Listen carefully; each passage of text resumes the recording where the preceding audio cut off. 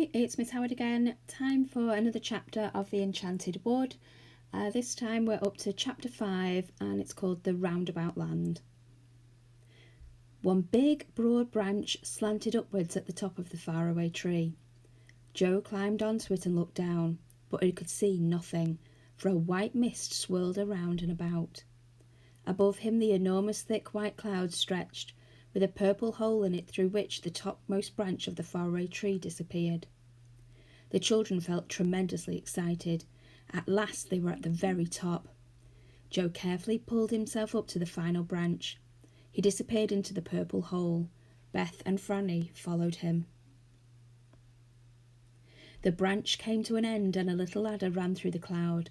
Up the children went, and before they knew what had happened, they were out in the sunshine, in a new and very strange land. They stood on green grass. Above them was a blue sky. A tune was playing somewhere, going on and on and on. "It's the sort of tune a carousel or a roundabout plays, Joe," said Beth. "Isn't it?" It was. And then, suddenly, without any warning at all, the whole land began to swing round. The children almost fell over, and with the swinging round began to so suddenly. "What's happening?" said Beth, frightened. The children felt terribly dizzy, for the trees, distant houses, hills and bushes began to move around. They too felt themselves moving, for the grass was going round as well. They looked for the hole in the cloud, but it had disappeared. "The whole land is going round and round like a roundabout," cried Joe, shutting his eyes with dizziness. "We've passed over the whole of the clouds. We don't know where the topmost branch of the faraway tree is now. It's somewhere beneath this land, but goodness knows where." "Joe, but how are we going to get back home again?" cried Franny in fright. "We'll have to ask someone for help," said Joe. The three began to walk away from the patch of green field in which they were standing.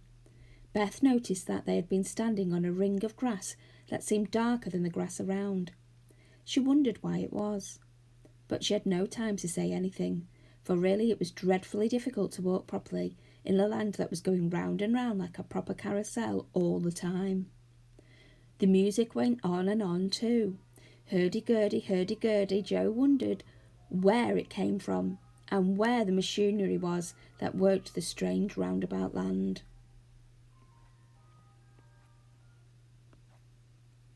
Soon they met a tall man singing loudly from a book.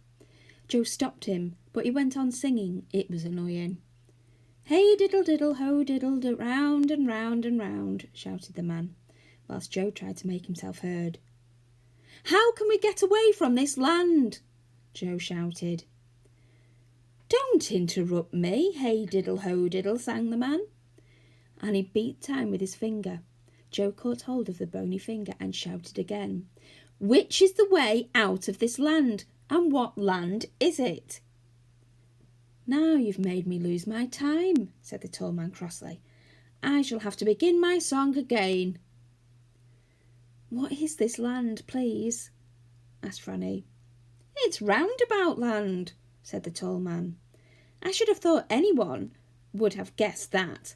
You can't get away from it. It goes round and round always, and only stops once in a blue moon." "There must have been a blue moon when we climbed into it," groaned Joe. "It certainly stopped then."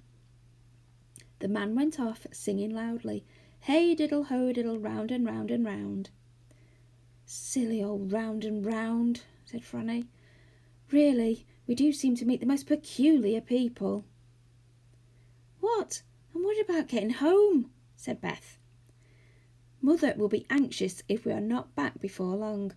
What shall we do, Joe?" "Let's sit down under this tree and have a bit more to eat," said Joe. So they sat down and munched solemnly, hearing roundabout music going on all the time, and watching the distant hills and trees swinging round against the sky. It was all very strange. Presently a pair of rabbits lolloped up and looked at the children. Franny loved animals, and she threw a bit of cake to them. To her surprise, one of the rabbits picked up the cake in its paw and nibbled it like a monkey. "Thanks," said the rabbit. "It's a change from grass. Where do you come from?" We haven't seen you before, and we thought we knew everyone here. Nobody new ever comes to Roundabout Land." "And nobody ever gets away," said the other rabbit, smiling at Franny and holding out its paw for a bit of cake too. "Really?" said Beth in alarm. "Well, we are new to it, for we only came about an hour ago. We came up the faraway tree." "What?" cried both rabbits at once, flopping their long ears in amazement. "Up the faraway tree, did you say? Goodness, you don't mean to say that's touching this land?" "Yes, it is," said Beth. "But I expect, as this land is swinging round and round, that the topmost branch might be almost anywhere underneath it. There's no way of finding out." "Oh, yes, there is," said the first rabbit excitedly. "If we burrow down a little way and make a hole, we can see whereabouts the faraway tree is underneath, and we can wait for it to come round again, and when it lands, swing above it." "Well, we came up from the tree just where the grass was darker than the rest," said Beth. "I noticed that. Do you suppose that as the Roundabout Land swings round, it will come back to the same place again, and we could slip down the topmost branch?" "Of course," said the rabbits. "We can easily burrow down that green patch of grass and wait for the land to turn around, just over the tree again. Come on, quickly, there's no time to lose." All of them jumped up and sped off. Beth knew the way, and so did the rabbits. Soon they were back in the field where the ring of dark grass stood. There was no opening now leading through a cloud down to the tree. It had gone. The rabbits began to dig quickly. Soon they found the ladder that led upwards. Then they made such a big hole that the children could see down into a large white cloud that swirled below the Roundabout Land. "Nothing there yet," said the first rabbit, getting out a handkerchief and wiping his dirty front paws. "We must wait a bit. I only hope the land hasn't swung on and passed the faraway tree altogether."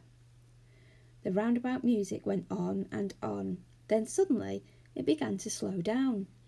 One of the rabbits peered out for the hole below and gave a shout. "The land has stopped going round, and the faraway tree is just nearby, but we can't reach it." The children peered through the cloud below the ladder and saw quite clearly that the faraway tree was very near, but not near enough to jump on. Whatever were they to do? "Now, don't try to jump," warned the rabbits, "or you'll fall right through the cloud." "But what should we do?" asked Beth in despair. "We must get on the tree before we swing away again." "I've got a rope," said one of the rabbits, and suddenly he put his hand into a big pocket and pulled out a yellow rope. He made a loop in one end and then threw it carefully at the topmost branch of a nearby tree. It caught and held. Good. "Franny, slip down the rope first," said Joe. "I'll hold this end." So Franny, rather afraid, slid down the yellow rope to the tree. And then, just as she got there, the roundabout music began to play very loudly and quickly, and the Roundabout Land began to move. "Quick, quick!" shouted Franny as the land swung nearest to the faraway tree. "Jump, jump!" They jumped, and the rabbits jumped after them. The Roundabout's land swung off, the big white cloud covering everything. The children and rabbits clung to the topmost branch and looked at one another. "You look like monkeys on a stick," said Joe, and they all began to giggle. "My goodness, what an adventure! I hope we don't come up here again." But as you may guess, they did. And that's the end of chapter 5. We'll have to see what happens next on Monday. Thanks very much for reading.